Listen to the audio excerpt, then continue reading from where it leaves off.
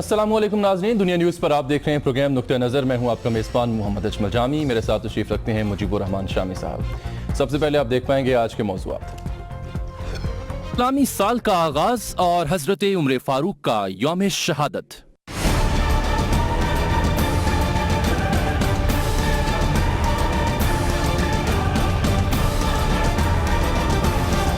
वज़ीर आज़म ने कोटली में 100 मेगावाट के गुलपुर पन बिजली मंसूबे का इफ्तिताह कर दिया। कहा कि टांगे खींचने की बजाय तामीरी सियासत करें। संजीदा सियासतदान बनने के लिए संजीदगी दिखाना पड़ेगी। ओकाड़ा के ज़िमनी इंतखाब में पार्टी की गलती का एतराफ़।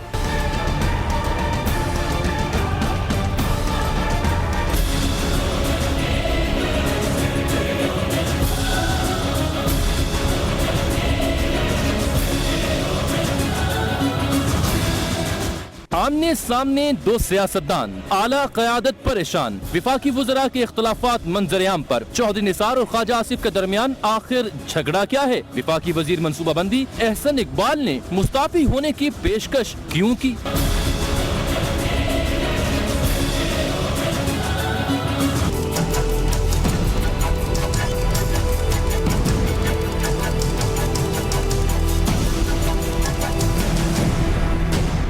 शेरों की कछाड़ में दड़ाड़, चौधरी शेर अली की धाड़। वजीर आला पंजाब और राना सनाउल्लाह पर कड़ी तनकीद। कहा वजीर आला को हमारे चेहरे पसंद नहीं तो हम पार्टी छोड़ देते हैं। पंजाब का सबसे बड़ा कानून शिकन वजीर कानून है। चौधरी शेर अली की ज़हनी हालत ठीक नहीं, राना सनाउल्लाह का रद्द अमल।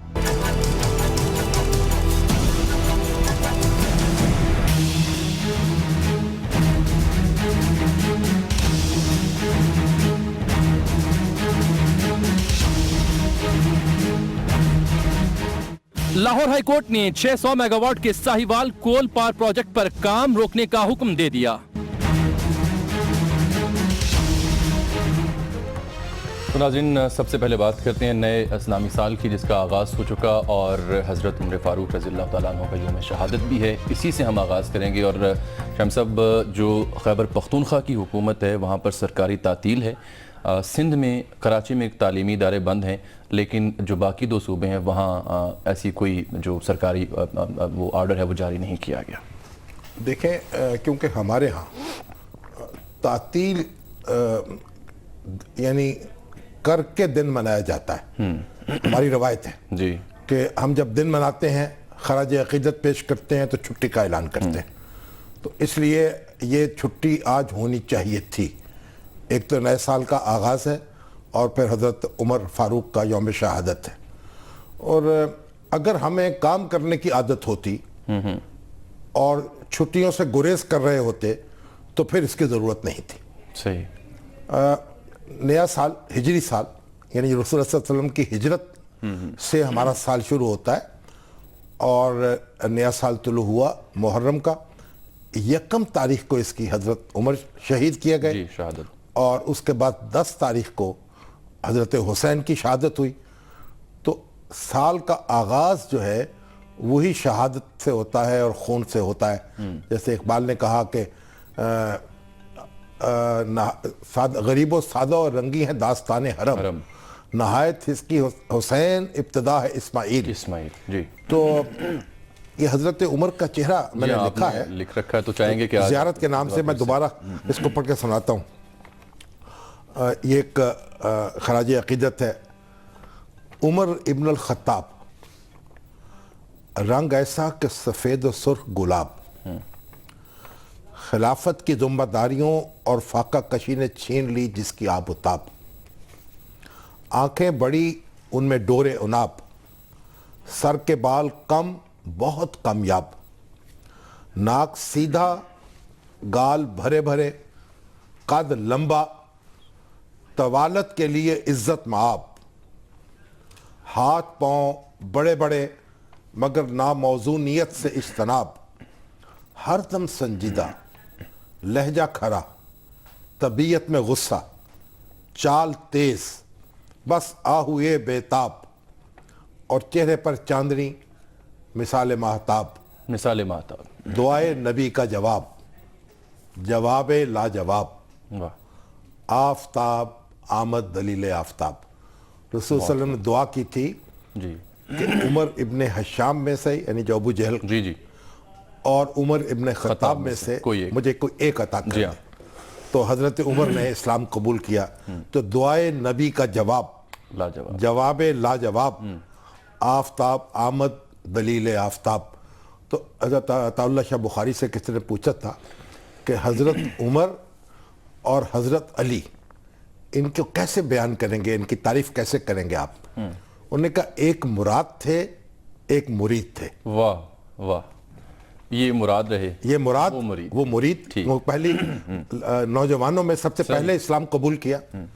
تو اس کا قبول اسلام کفر پر بجلیوں کا عتاب، اس کو خدا کی لگن، اسی دھن میں وہ مگن، اسی کی آرزو میں وہ ماہی بے آب.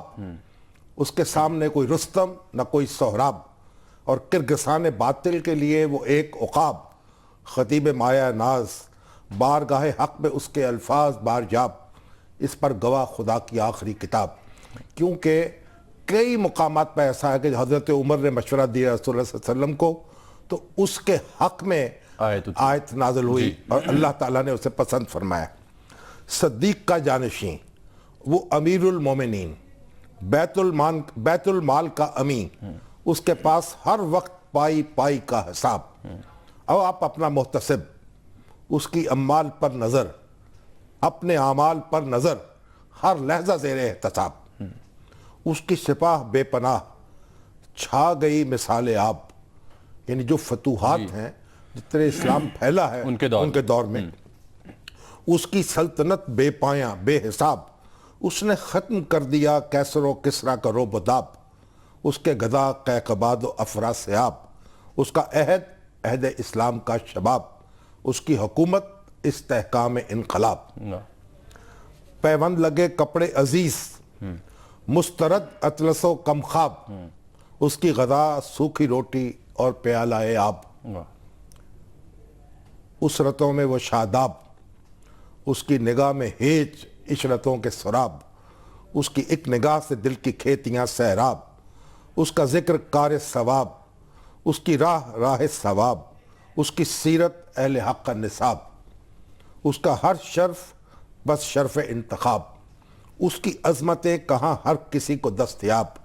اس کے نام سے پہلے نام صدیق ہی کباب. اس کے مشیر شیر خدا ابو تراب. اس کی عزت رسالت معاب، کیونکہ رسول اللہ صلی اللہ علیہ وسلم کی اہلیہ تھی حضرت حفصہ، ان کی بیٹی تھی. تو اس کی عزت رسالت معاب. وہ نبی کا رفیق، انہی کے پاس محو خواب. کافی ہے اس کے لیے یہ قول آن جناب، میرے بعد کوئی نبی ہوتا تو عمر ہوتے. واہ، بہت خوبصورت، بہت ہی خوب. ناظرین، یہاں ہم بریک لیتے ہیں، اور بریک کے بعد جب واپس آئیں گے تو بات کریں گے دو اہم وفاقی وزراء کے درمیان اختلافات جو منظر عام پر آ چکے ہیں، وجوہات کیا ہیں. ایک بریک کے بعد.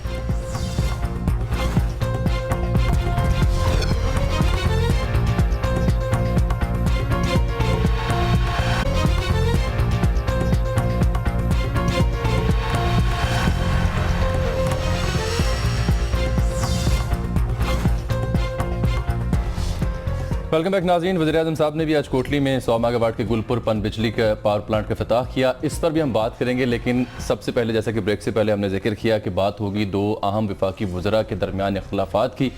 تو شامی صاحب، اب یہ منظر عام پر آ چکے، دونوں وزراء نے ایک دوسرے پر کچھ لفظوں کے وار بھی کیے، اور جاننے کی کوشش اب یہ کر رہے ہیں کہ آخر وجوہات کیا ہیں. تو اس سلسلے میں خواجہ آصف صاحب جو ہیں، انہوں نے یہ بات کہی کہ 3-4 سال سے ان کی بول چال بند ہے. چوئی نثار صاحب. جی ہاں. تو چوئی نثار صاحب نے پھر اپنی پریس بریفنگ میں اس پر تبصرہ کیا. اور وہ کیا کہا دیکھ لیں. دیکھیے جی، چوئی نثار صاحب نے پھر جواب میں کیا کہا. اتنا ٹائم کیسے ہے کہ وہ ہر دوسرے تیسرے ہفتے بن سور کے میڈیا کے سامنے اس پہ اظہار خیال کرنے لگ پڑے. میں حیران ہوتا ہوں. باقاعدہ تیاری کر کے، سوٹ پہن کے، یہ ایک فوکس ہے جیسے کہ بہت بڑا ایجنڈا ہے. تو میرا خیال ہے کہ اس بات کا تو جواب انشاءاللہ پھر کسی موقع پہ ہوگا. مجھے بطور منسٹر آف انٹیریئر اور بطور ایک ذمہ دار شخص کے جی ایچ کے ساتھ کسی قسم کی انٹریکشن کے لیے منسٹر آف ڈیفنس کی ضرورت نہیں. مکمل قطع تعلق. یہ صورتحال کیوں پیدا ہوئی اس کے اسباب کیا ہیں, اس کی وجوہات کیا ہیں.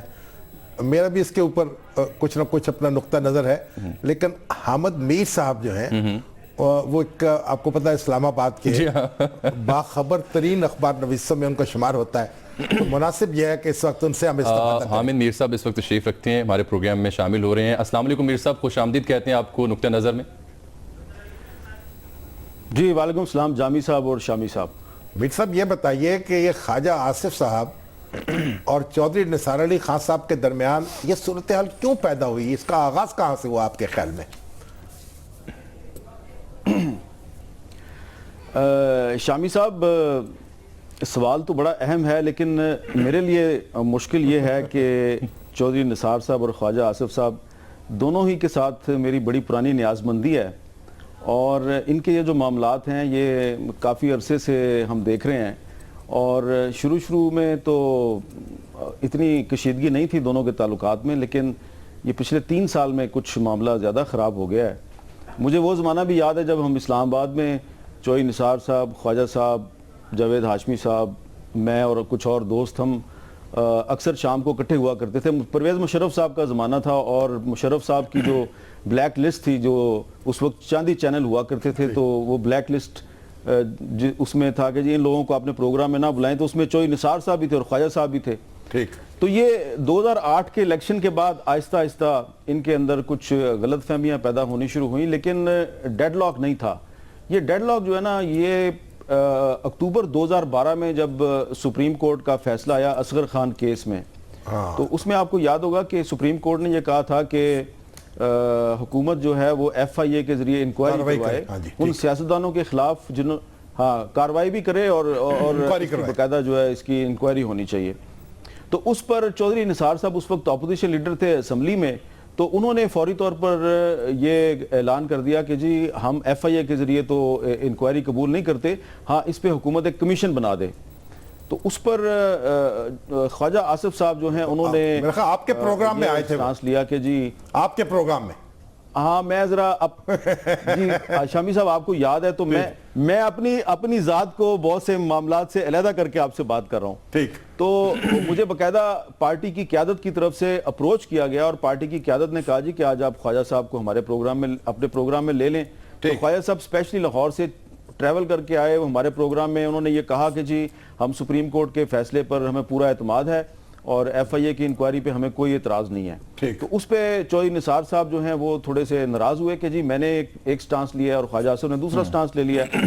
تو کچھ اس میں چودھری نثار صاحب کی جب ناراضگی بہت بڑی, تو پھر میرے پروگرام میں اس وقت نواز شریف صاحب جو ہیں انہوں نے ٹیلی فون کے ذریعے شرکت کی, اور انہوں نے خواجہ صاحب کا جو موقف تھا اس کی تائید کر دی, اور نواز شریف صاحب نے بھی یہی کہا کہ جی ہمیں کوئی اعتراض نہیں ہے, اگر FIA نے میرے سے کوئی بیان ریکارڈ کرنا ہے تو آگے کروا لیں. تو وہاں پر جو تھا وہ چودھری نثار صاحب کو یہ خیال ہوا, ان کو شاید تھوڑی سی بدگمانی ہوگی کہ شاید یہ خواجہ صاحب کو میرے خلاف استعمال کیا گیا. اس کے بعد پھر شہباز شریف صاحب, پرویز رشید صاحب, بہت سے لوگ اس میں آئے, معاملات کو طے کرنے کی کوشش ہوئی, لیکن پھر الیکشن آ گیا, پھر حکومت بن گئی. اور اس دوران جو چودھری نثار صاحب کے کچھ اہل خانہ جو ہیں بہت قریبی عزیز, انہوں نے خواجہ صاحب سے بات کی, کچھ اور دوستوں نے بھی بات کی. تو اس دوران شامی صاحب آپ کو یاد ہوگا کہ کچھ عرصہ پہلے تو وزیر اعظم نواز شریف اور چودھری نثار صاحب کے درمیان بھی بات چیت بند ہو گئی تھی, کافی ہفتے تک ان کی بات چیت بند تھی. لیکن پھر وہ شہباز شریف صاحب نے چودھری نثار کو لاہور بلایا, ان سے بات چیت کی, پھر ان کے نواز شریف صاحب سے ملاقات ہوئی, اس میں سعد رفیق صاحب نے بڑا کردار ادا کیا, اور وہ ڈیڈ لاک ختم ہو گیا. تو ابھی بھی کوئی سعد رفیق صاحب یا شہباز شریف صاحب اگر چاہیں, میں نے تو سنا ہے کہ آپ کوشش کرتے, آپ نے کوئی کوشش کی ہے یہ پیچ اپ کی؟ میں نے اور کچھ اور جو ہمارے مشترکہ دوست ہیں, ہم نے یہ کوشش بالکل کی تھی, لیکن دونوں طرف سے جو ہے نا زیادہ حوصلہ افزا رویہ سامنے نہیں آیا. لیکن اگر میرا خیال ہے کہ اگر سعد رفیق صاحب جو ہیں وہ دوبارہ دونوں میں پل بنے اور نواز شریف صاحب ان کی سرپرستی کریں, تو یہ کوئی اتنا بڑا مسئلہ نہیں ہے. میں ایک وضاحت کر دوں, ویسے یہ اس طرح کی لڑائی نہیں ہے جس طرح کی رانا ثناء اللہ کی اور چودھری شیر علی کی لڑائی ہے, یہ ویسی لڑائی نہیں ہے. اس کا تعلق کسی شہر یا اسلام آباد میں اقتدار کی لڑائی سے نہیں ہے, یہ کوئی پاور پالیٹکس بھی نہیں ہے, یہ صرف کچھ پرسنل مس انڈرسٹینڈنگ ہے, غلط فہمی ہے جو بگڑتی جو ہے وہ اس صورتحال کو پہنچی کہ آج آپ مجھ سے پوچھ رہے ہیں اور میں بھی بامر مجبوری آپ کے سوال آپ نے کوئی وزیر اعظم سے گفتگو نہیں کی اس معاملے میں کہ وہ کچھ انٹروین کرتے؟ شامی صاحب, یہ اب جو پرائیویٹ گفتگو ہوتی ہے وہ میرا خیال ہے کہ آپ فی الحال میرا خیال ہے موقع نہیں ہے, کیونکہ اگر میں کوئی بات کروں گا تو ایسا لگے گا کہ شاید میں کچھ جلتی پہ تیل پھینکنے کی کوشش کر رہا ہوں. میرا خیال ہے کہ چودھری صاحب بھی بڑے سمجھدار آدمی ہیں, خواجہ آصف صاحب بھی بڑے سمجھدار آدمی ہیں, دونوں کے درمیان کوئی بہت بڑا اختلاف نہیں ہے, کچھ مس انڈرسٹینڈنگ ہے. اگر وزیر اعظم نواز شریف صاحب چاہیں اور کچھ لوگوں کو بیچ میں ڈال لیں تو یہ مسئلہ حل ہو سکتا ہے, کوئی اتنا بڑا مسئلہ نہیں. دیکھیں نا, Ahsan Iqbal point of no return پہ سچویشن نہیں ہے. Ahsan Iqbal point of no return پہ 2-3 دن پہلے تک تو نہیں تھی, لیکن اب لگتا ہے کہ اگر وقت مزید گزر گیا تو یہ پوائنٹ آف نو ریٹرن تک بھی پہنچ سکتی ہے, کیونکہ اب صورتحال تھوڑی سی پیچیدہ ہوتی جا رہی ہے, کیونکہ خواجہ آصف صاحب اور شہباز شریف صاحب کے درمیان بھی نندی پور پاور پروجیکٹ پہ کچھ غلط فہمیاں پیدا ہو چکی ہیں, اور پھر پچھلے دنوں احسن اقبال اور شاہد خاقان عباسی کے درمیان کچھ معاملات خراب ہوئے, پھر اس میں خواجہ آصف صاحب بھی شامل ہو گئے. خیر وہ احسن اقبال صاحب اور شاہد خاقان عباسی کے درمیان وہ کلیریفیکیشن ہو چکی ہے. کل وزیر اعظم صاحب نے ان سب کو اکٹھے بٹھایا تھا, یہ ایک اچھا کیا کام وزیر اعظم نواز شریف نے کہ خواجہ آصف کو, شاہد خاقان عباسی کو, احسن اقبال صاحب کو اور لوگوں کو بٹھایا. تو یہ صرف میں بہت محتاط انداز میں صرف یہ کہنا چاہتا ہوں کہ یہ صرف خواجہ آصف اور چودھری نثار کی لڑائی نہیں ہے. بہت سے لوگ خواجہ صاحب کے بھی دائیں بائیں کھڑے ہیں اور کچھ لوگ چودھری نثار صاحب کے پیچھے کھڑے ہیں. تو ملک کی حالات کی جو نزاکت ہے اس کا یہ تقاضا ہے کہ کچھ جو مشترکہ دوست ہیں دونوں کے وہ اس میں انٹروین کریں اور ان کے درمیان معاملات کو طے کریں. ٹھیک ہے حامد میر صاحب, بہت شکریہ آپ کی تشریف آوری کا پروگرام میں, اور شامی صاحب آپ کا تبصرہ تو بہت اہم, اب لیکن ایک بریک لے لیتے ہیں. ناظرین آپ سے ملتے ہیں اس بریک کے بعد.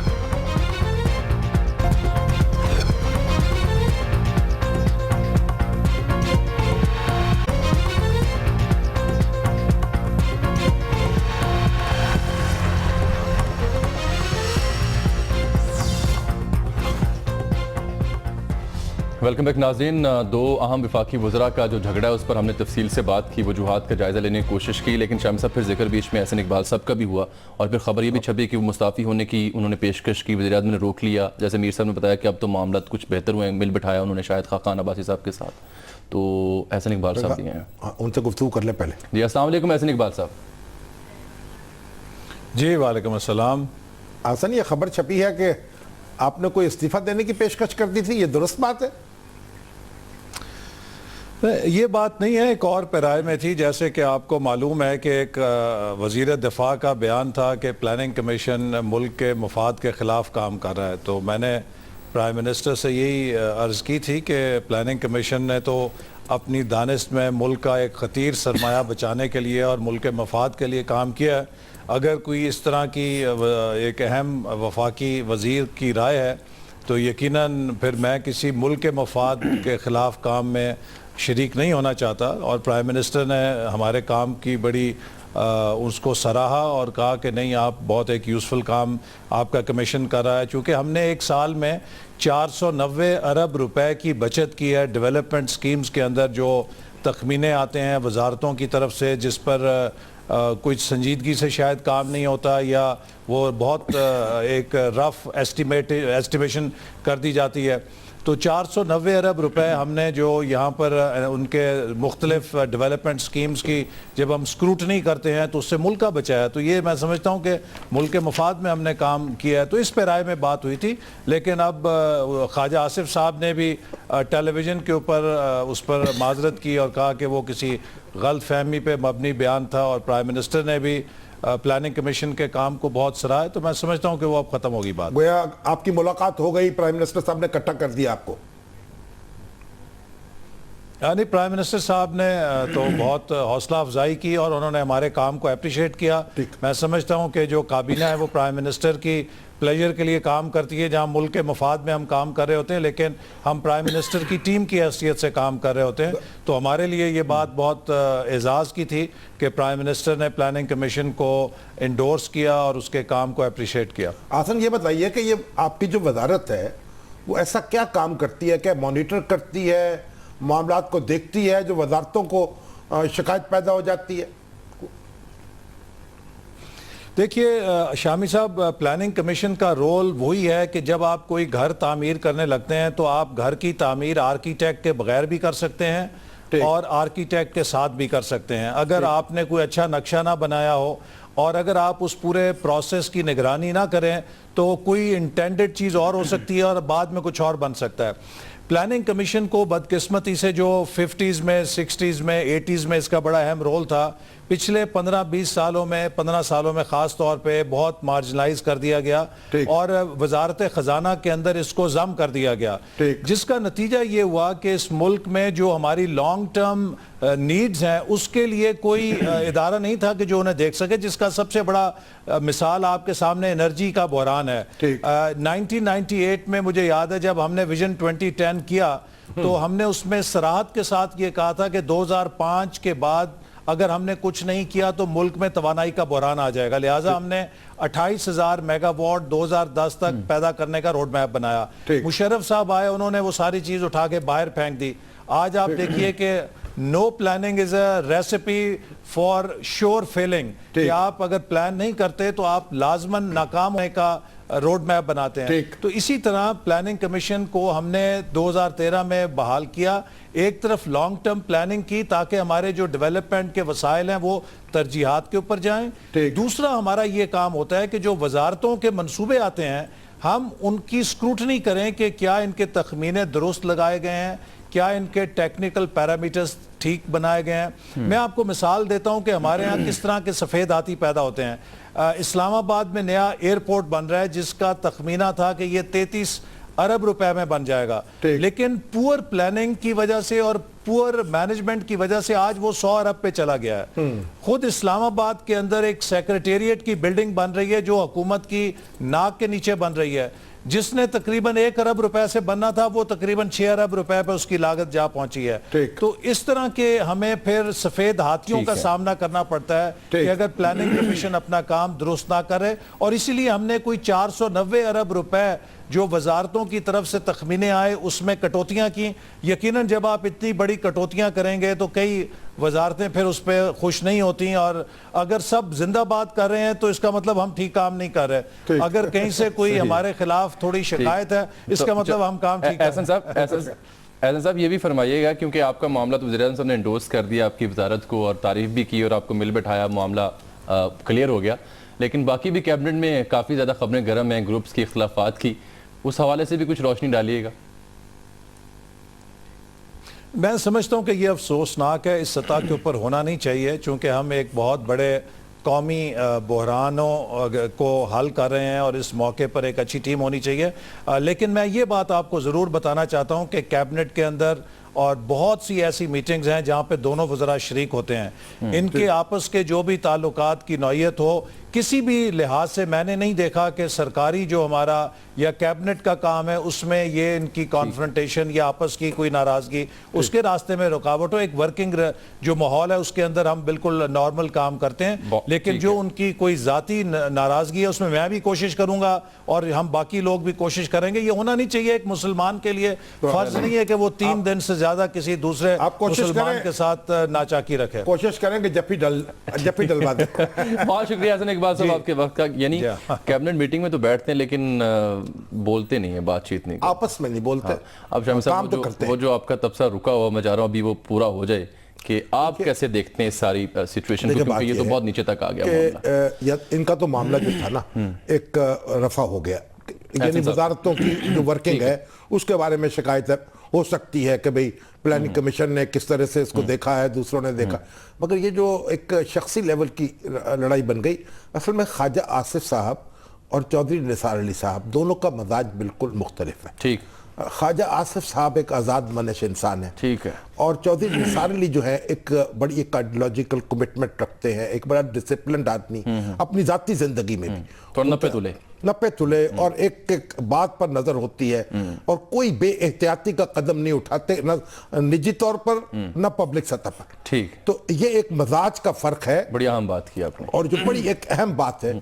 इसलिए और दूसरी बात ये कि उनको वो उनमें थोड़ा उनको जूझ रंज भी है, गुस्सा भी आता है। तो अब देखिए एक जो बात हुई अभी यहाँ कि जब असगर खां केस का मामला हुआ तो इन्होंने कह दिया कि हम FIA से तहकीकात नहीं कराएंगे, बल्कि कमीशन बनाया जाए। हाँ, उसकी वजह क्या थी? उसकी वजह ये थी कि उस वक्त पीपल्स पार्टी की हुकूमत थी, ठीक, और इनको चौधरी निसार अली साहब को ये ख्याल गुजरा कि अगर इनकी हुकूमत में FIA को इस काम पर लगाया जाएगा तो ये जरूर यानी कोई ऑब्जेक्टिव काम नहीं होगा, बल्कि कोई मलबा हमारे ऊपर डालने की कोशिश की जाएगी। और वो अपोजिशन लीडर थे, उन्होंने नुमाइंदगी की, उन्होंने कहा। अब नवाज शरीफ साहब ने जो बात समझी, या ख्वाजा आसिफ साहब ने या नवाज शरीफ, उन्होंने कहा कि इससे ये तासुर हो रहा है गोया हम तहकीकात से घबरा रहे हैं, ठीक है, जबकि हमारे हाथ साफ हैं उनके बकौल। और अभी भी जो बयान दिया FIA में, और उन्होंने कहा कि हमने कोई पैसा नहीं लिया इस काम के लिए, और हम बिल्कुल अपने इसके लिए सफाई देने को तैयार है,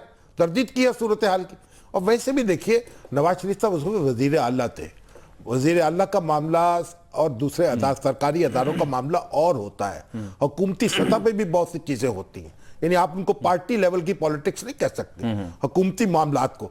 तो बहरहाल नवाज शरीफ साहब के जहन में यह था कि गोया इस बयान से ये तासुर मिल रहा हो कि हम कोई हमारे हाथ साफ नहीं है। ठीक, तो होता यह कि अब एक चीज को आप एक तरह से सोच रहे होते हैं, दूसरा दूसरे तरह से सोच रहा होता है।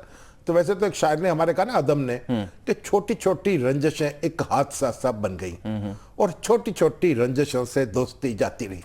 मुनासिब होगा वजीर आजम इस पे सिर्फ। अब मुझे याद आया कि जब हमने अपने ही प्रोग्राम में चौधरी निसार साहब वज़ीर आज़म साहब के दरमियान जो थोड़ी सी फासला बढ़ा था उस पर गुफ्तगू की, तो आपने कहा ये मामला मोहब्बतों का है और ऐसे ही चलता रहता है, बहुत जल्द आप इनको शेर व शकर होते देखेंगे। वो तो देखेंगे, तो वो तो प्रेडिक्शन आपकी दुरुस्त हुई। इस हवाले से भी आप देखते हैं हो जाना चाहिए। देखिए एक ही रास्ते के मुसाफिर हैं, लंबी रफाकत है साथ, ये तो नहीं सब फसली बटेरे तो नहीं है ना ख्वाजा सब फसली बटेरे हैं, ना निसार अली साहब। एक तवील रफाकत है मुस्लिम लीग के साथ, नवाज शरीफ साहब के साथ, और अपनी एक आजमाए हुए सर्दो गर्म चशीदा है। जरा थोड़ा सा ख्वाजा आसिफ साहब जो हैं उनका मजाज अपना है, और ये जरा अपना मजाज रखते हैं। ठीक है सर, अब इसकी मेरा ख्याल ब्रेक ले लें आप इसमें क्योंकि अभी ख्वाजा आसिफ साहब को भी चाहिए थोड़ी सी ब्रेक ले लें।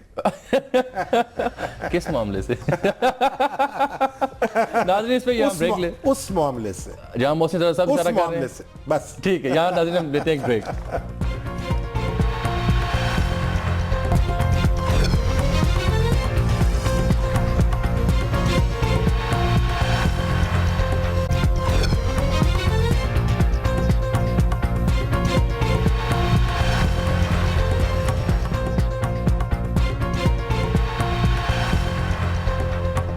वेलकम बैक नाज़रीन। चौधरी शेर अली साहब के बात करने से पहले आपको बताते चलें कि ब्रूस रिडल साहब जो हैं सिक्योरिटी एक्सपर्ट हैं, काउंटर टेररिज्म एक्सपर्ट हैं, लीडिंग एक्सपर्ट हैं यूएसए में, यूएसए सिक्योरिटी और साउथ एशिया के हवाले से उनकी एक किताब शाया हुई 1962 के वाक़यात पर। उन्होंने लिखा कि जंग का सूरत हाल थी, पाकिस्तान की पूरी तैयारी थी, लेकिन अमेरिका को पाकिस्तान धमकाया और बदले में कश्मीर मांगा। नहीं, वो तो उस वक्त आम राय ये थी कि पाकिस्तान जब चीन और हिंदुस्तान की लड़ाई शुरू हुई है उससे पाकिस्तान को फ़ायदा उठाना चाहिए और कश्मीर को आज़ाद कर लेना चाहिए। तो अमेरिका ने ये गारंटी दी थी कि हम बाद में ये मसला हल कराएंगे।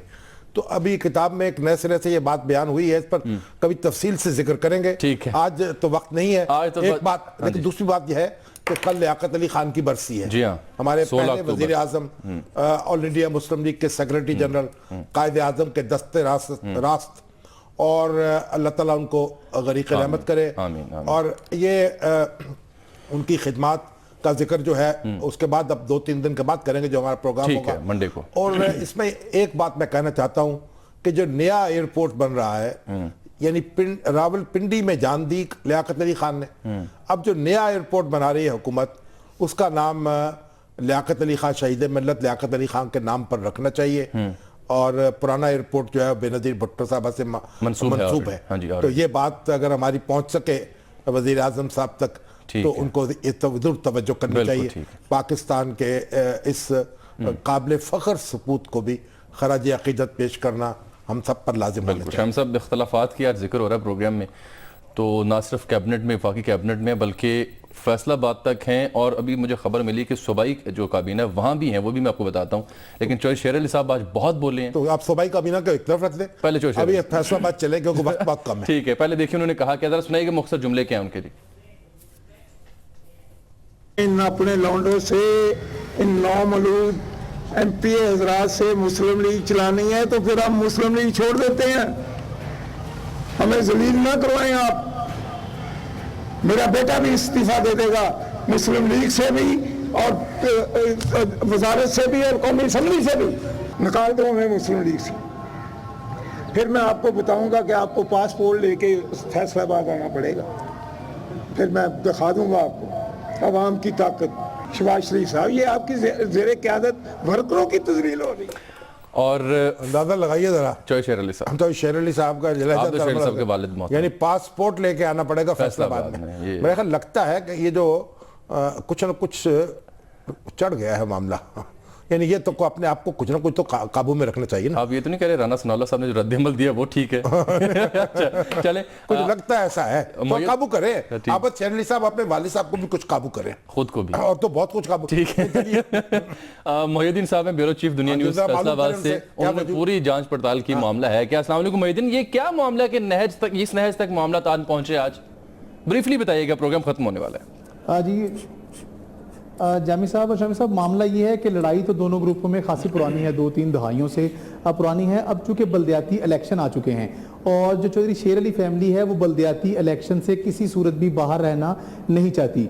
माजी में अगर आप देखेंगे जितने बल्दियाती इलेक्शन मुस्लिम लीग नवाज ने करवाए हैं, फैसलाबाद में मेयर इनका ही रहा है। कभी चौधरी शेर अली साहब खुद मेयर रहे हैं, कभी उनका बेटा आमिर शेर अली मेयर रहा है, और अब फिर दोबारा उनका बेटा जो है यूनियन काउंसिल का इलेक्शन लड़ रहा है और लीगी हल्के बता रहे हैं कि वो मेयर का उम्मीदवार हो सकता है। जो राना सनाउल्लाह का ग्रुप है उसका ख्याल है आमिर शेर अली, जो शामी साहब पहले भी वो मेयर रह चुके हैं, अब दोबारा वो इलेक्शन लड़ रहे हैं, मेयर के उम्मीदवार हो सकते हैं।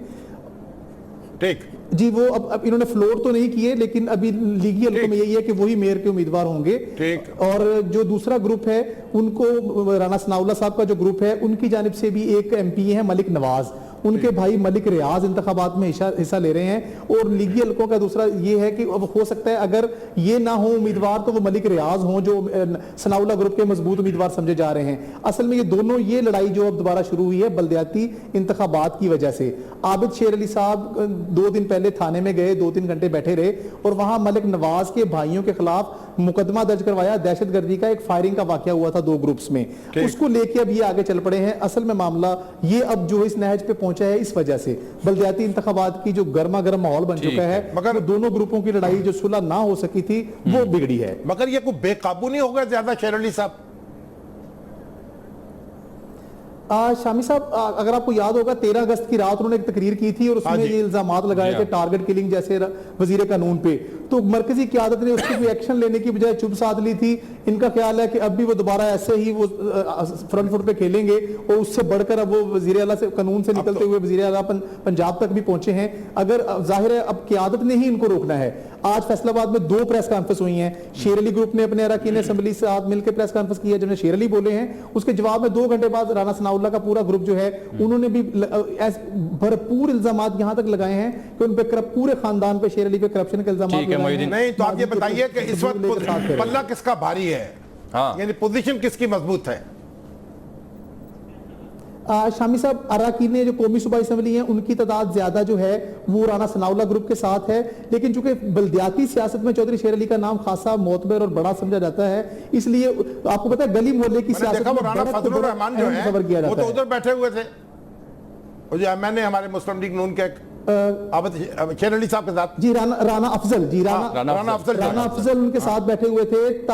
ताहिर जमील एमपीए एक वो उनके साथ हैं। 2-3 अरकान कौमी असेंबली 4 उनके साथ हैं, वो अकेले नहीं हैं, उनके साथ अरकान कौमी सूबाई असेंबली भी हैं। वो राणे भी बटे हुए हैं। जंग जो है खासी मजबूत है। तो इसका मतलब ठीक है। जी ठीक है मोहिउद्दीन, बहुत माजरत, वक्त की किल्लत है, प्रोग्राम खत्म हो रहा है। बहुत शुक्रिया आपका। और जाते जाते सर ये भी सुनिए कि आज رانا مشہور صاحب کے بارے میں عظیم قادری صاحب سے منسوبی کچھ جملے ایک چینل پر نشر ہوئے جس سے مجھے بو یہ آ رہی ہے کہ یہاں بھی کوئی ریکارڈ کر لیے گئے تھے؟ جی یہاں بھی کچھ اختلافات اب عروج پر جانے والے ہیں. اب جو میڈیا والے جو ہیں وہ بھی ریکارڈنگ کرتے ہیں اس طریقے سے. لیکن یہ خبر ہے کہ یہاں بھی معاملہ آپ کو معلوم کہ کسی کی گفتگو ریکارڈ کرنا غیر اخلاقی بات ہے. یہ بات باقی اور یہ ہمارے پیشہ ورانہ جو اخلاق ہے اس میں یہ بات نہیں آتی. بالکل منافی اور پھر اس کو نشر بھی کرنا. ہاں جی. اور میں نے عظیم قادری صاحب کو فون کیا تھا اور انشاءاللہ جلد سے عظیم قادری صاحب تو ویسے یعنی ایک وہ تو بیچارے پرائیویٹلی اپنے بولے پھوڑ رہے ہوں گے نا. اب دیکھیے وہ تو ابھی تک وزیر بنے نہیں ہیں. ٹھیک ہے. اور رانا مشہود صاحب جو ہیں ان کے پیچھے لوگ پڑے ہوئے ہیں. ان کی وزارت اور وزیر اعظم صاحب نے آج جو پن بجلی کا منصوبے کا افتتاح کیا وہاں انہوں نے عمران خان صاحب کو مشورہ کیا کہ مثبت سیاست کی طرف آئیں, سنجیدگی کا مظاہرہ کریں اور اپنی غلطی کا اعتراف کیا پارٹی نے جو کی وہ کاڑا میں. ٹھیک ہے. تو اس مطلب یہ ہے کہ اب مسلم لیگی جو ہیں ہمارے ایک دوسرے سے لڑ رہے ہیں.